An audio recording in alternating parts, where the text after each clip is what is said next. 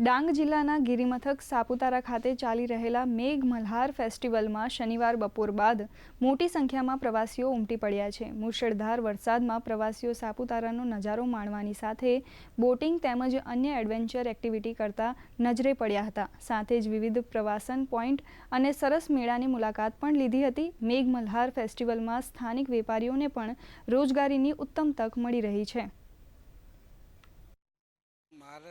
महाराष्ट्र से सिर्फ उनको देखने के लिए और सापुतारा का मज़ा देखने के लिए आते हैं और इधर हमें हर खुशी मिलती है, खाने की, घूमने की, सब खुशी मिलती है। इसलिए हम सब काम छोड़ के हम लोग फैमिली के साथ इधर आ जाते हैं और इधर का बैकग्राउंड भी इतना अच्छा है और सुविधा भी इतनी अच्छी है कि हमें गर्व है गुजरात का। મંડળ સહેલીઓ સાથે સુરતથી સાપુતારા પ્રવાસ પર આવ્યા હતા। એક દિવસની અમારી પિકનિક હતી। આજે અહીંયા આવીને અમને ખૂબ જ એન્જોય કરવા મળ્યું। અમે આજે ખૂબ જ અહીંયા એન્જોય કર્યું છે।